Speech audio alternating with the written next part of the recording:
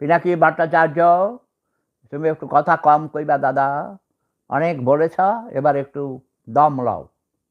তোমরা বেশি কথা বললে তোমাদের জন্য আমি রিকমেন্ড করতে পারি না।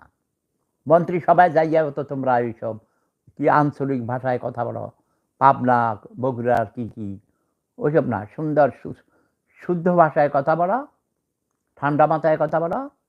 প্রতিদিন লাইভ করার দরকার নেই, আগে করেছ, এখন তুমি